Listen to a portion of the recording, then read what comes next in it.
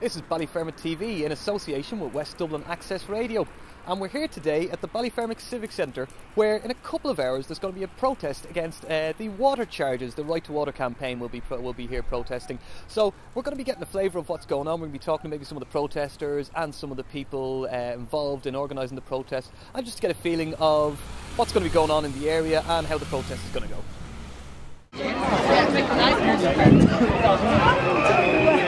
Councillor Daithi Doolan, you're out here supporting the protest today. Absolutely, delighted with the turnout, absolutely fantastic.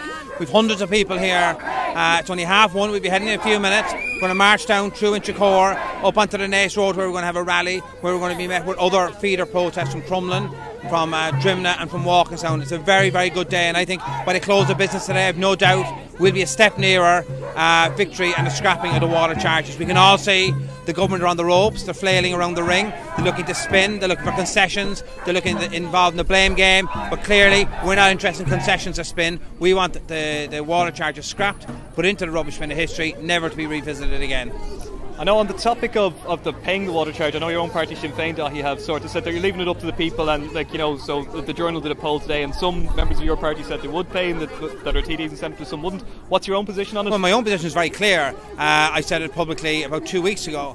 I said I won't be paying the water charges, not that I can't afford to pay, but I'm not going to pay in solidarity with those who can't afford to pay. But in saying that, my mother's 89, she lives on her own in Cork. I'm not going to tell her to pay or not to pay. She's a role and a right to be part of this anti-war charges campaign as much as anybody else has. I'm not going to tell my neighbours what bills to pay and not to pay, but they too have a right to be on this march. We want this march, this campaign, this movement against water charges as broad and as inclusive as possible. If people feel they're obliged to pay or they're bullied or fearful, let them pay and still join the ranks of this protest. We're marching for them as well.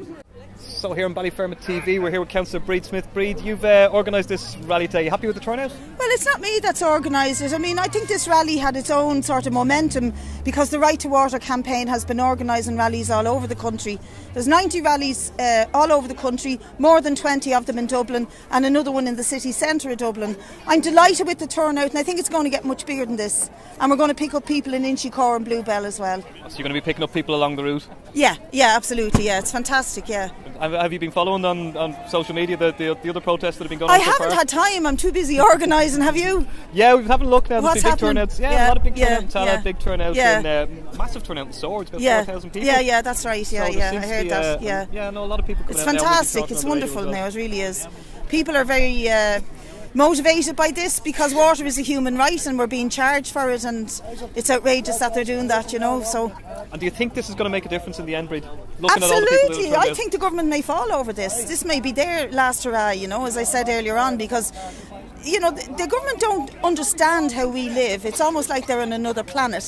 And when you talk to them or hear them speak, they don't get it. They don't get how people struggle just to make ends meet and to rear their families. And they've been hit and hit and hit with taxes, with universal social charge, with emigration, with unemployment, with extra levies on everything, with the health costs rising, with the taxes on their homes. And this is the last straw. They kept praising the Irish people. Even Angela Merkel said, the Irish are great, they don't get out in the streets, they're taking the pain. Well, I'm sorry, we don't like pain, and this is the last straw. It's breaking the camel's back and we're out to say we're not taking the pain. And do you think that, looking at all the protests across the city and across the country today, and even there's a protest outside the embassy in London, the Irish embassy in London that's going on as we speak at the moment, do you think it's going to make a difference? Could this take down Irish water as such? I think our aim is very clear. We're here to scrap the water charge. I think we're edging ever nearer that day of victory. I think, can we? Absolutely sure we can. There's also, an aside to that, there's a march in Detroit today in solidarity with people here in Ireland, because in Detroit they know only too well the cost of having water privatised, where 17,000 households had their water cut off, 40,000 people are under threat of having their water cut off. There's a delegation from Detroit coming here on December the 10th to support our protest on the 10th of December at the Dáil. I think the government are very, very weak on this issue. You can see there's splits within Fine Gael, within Labour, between the coalition partners, and it's simply because they're trying to impose a water charge that's absolutely rejected by the people. And also, this is a burden, one too many. People have had 6 years of austerity budgets, 6 years of wage cuts, wage freezes and cut to social welfare, and this is a burden too far, and people are now responding. This is Ireland's Greece. This is us focusing our energy somewhere positive towards the government, and I have no doubt whatsoever that the government will wake up, smell the coffee, see reason and get rid of the water charges.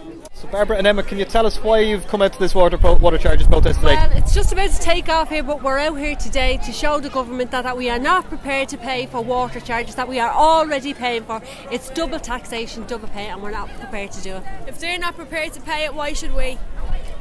And so, do you think this is going to make a difference? Do you think the government will roll back on the water charges? Well, listen, they have to listen to what people are saying here. There's people getting out in force all over the country today.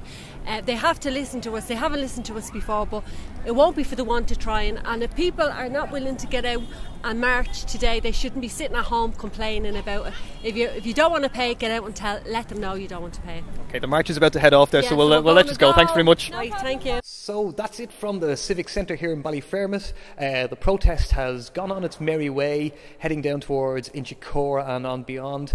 A big crowd out. Seems to be a lot of anger, a lot of people out demonstrating, out protesting, as you could probably see from our little pieces earlier on. So that's it from this episode of Ballyfermot TV, and we'll see you soon.